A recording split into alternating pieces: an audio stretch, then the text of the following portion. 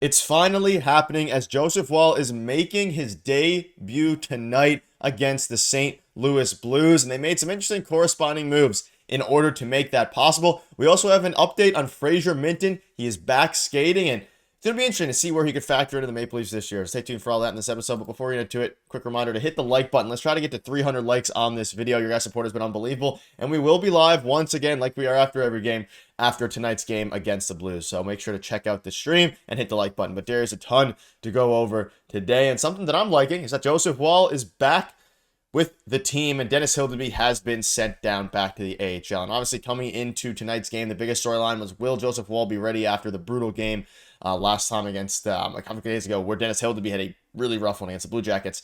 But we've moved on from that now, and Dennis Hildeby is sent down, but Joseph Woll, according to Darren Dreger here, you can see there's a decent chance that Woll returns and starts for the Leafs tonight as Toronto hosts the Blues on TSN.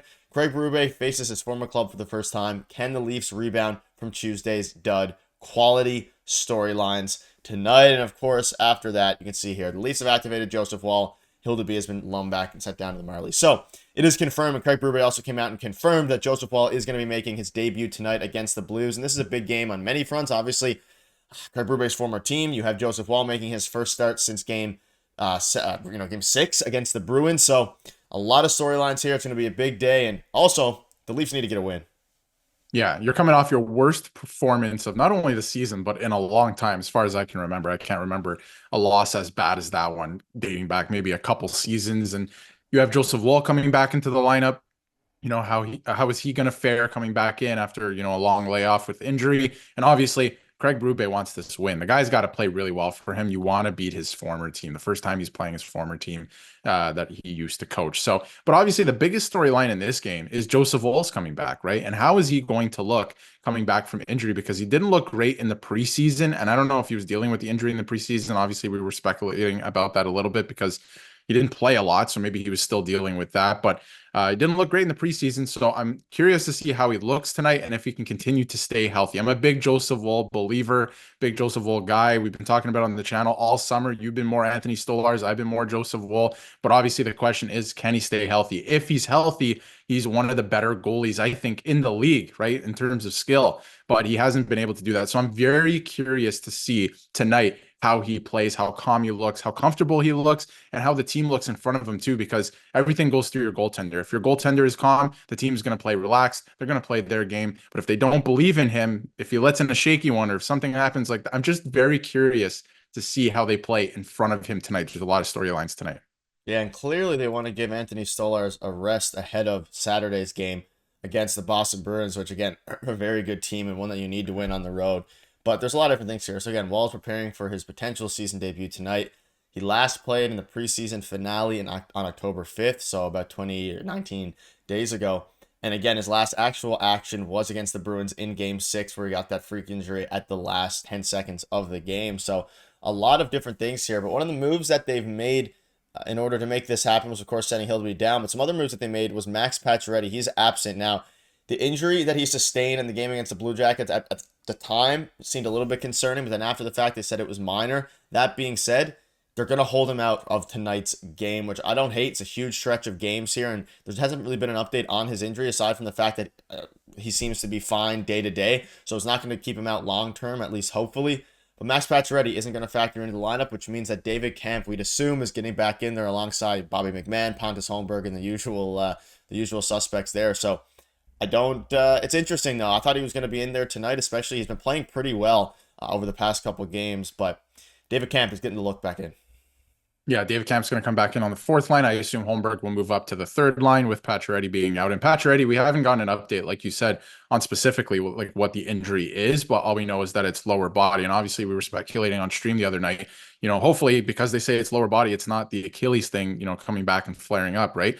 But it doesn't seem like that's the case. He's considered day to day right now, so he's going to miss tonight. He could be back against the Bruins. We don't know. It's day to day. Could be out till maybe early next week, but it doesn't seem too serious. Like he's not going to be out for weeks at a time. He should be back any day now, which is a good sign. But obviously not playing today. And don't rush him back. You have extra guys right now. You might as well use them. Craig Berube has been vocal about that as well. They have a decision they got to make coming up, of course, by November 1st. But for right now, it's a non-issue, and it looks like he should be back soon, which is really good because obviously with his history the last couple of years, you're thinking lower body, this could be pretty bad, but it seems like it's not a big deal. Yeah, and Joseph Woll, going back to that, had some interesting things to say about his injuries. And anytime you get injured, whether a big injury, a small injury, I think there's a little kind of initial emotion, a little bit of frustration, a little bit of disappointment, and all those things. He said on Friday, I think you let that come for a bit and then you focus on what you can control and what you can do. So since then, I've just been focused on doing everything I can possibly to get back to 100% as soon as I can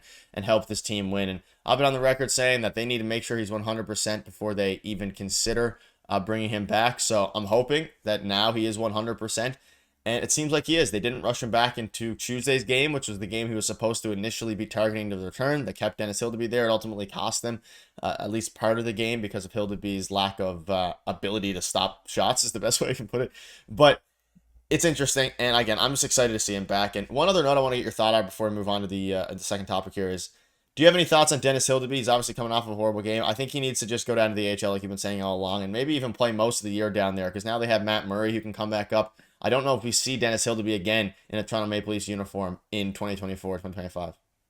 I wouldn't bring him up ever again, and that's not a knock on him, but I think he should play the rest of the year with the Marlies, play as much as possible, get that experience, get himself feeling good, get the confidence up. He has great numbers in the AHL, so just continue that. Play a full season, get used to the travel, everything like that, a full season. Play as much as possible. I don't think he's a bad goalie by any stretch. He's just not ready for the NHL yet, so do not call this guy up. Let him marinate down there in the AHL, get his confidence up, and if you need a goalie, Matt Murray's right there. There's a reason you signed him. So obviously the only reason he was up this early in the season is because Woll was injured. We weren't really expecting that, and obviously the salary cap situation. So as the season goes on, I think Murray will be the guy who comes up, and Hildeby will be the guy at some point, but he needs some time. Let's not rush, guys. We've seen it in the past with Leafs goalies. Yeah, I completely agree. And I don't think we're going to see him anytime soon. So let us know in the comments your thoughts are on that. Before we wrap up here, we do have an interesting note on Fraser Minten. He's finally back on the ice, joining the club for morning skate in the gray extra jersey. So we haven't spoken about him in a while. He obviously sustained the injury there a while back now. And as training camp went along in preseason, he was starting to get some hype to a degree. We're talking about, obviously, before the season started, whether Easton Cowan would make the team, whether Fraser Minten would make the team. Do you have any thoughts on Fraser Minten potentially making the team going forward? I don't know if it's going to be possible at this point because of the depth. And again, we're now exactly a week away from the November 1st. I guess a bit less than a week away from November 1st, where the deadline's going to have to happen. Yanni Hakanpää could be nearing a return. Yarncroc, all these guys. So I don't know if there's any room for Fraser Minten, but it's good to see him healthy either way. And hopefully he can go down and have a good year in the AHL.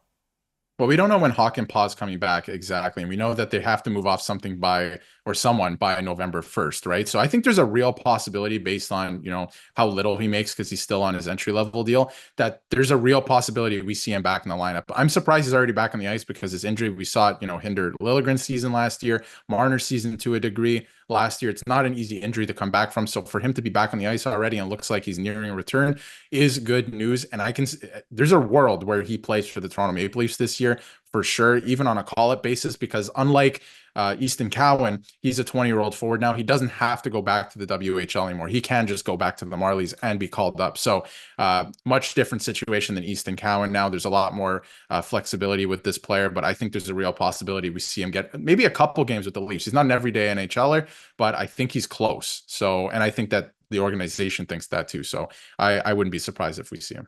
Yeah, I think he's probably going to be more so, like you mentioned, a call-up basis. I don't see him factoring in every day unless he plays. And again, we saw him last year in the preseason. It was a little bit interesting. But let us know in the comments what your thoughts are on all of this. A ton of news. And again, the Maple Leafs have a pretty big game tonight, so make sure you tune into the stream after the fact. We'll see you guys later.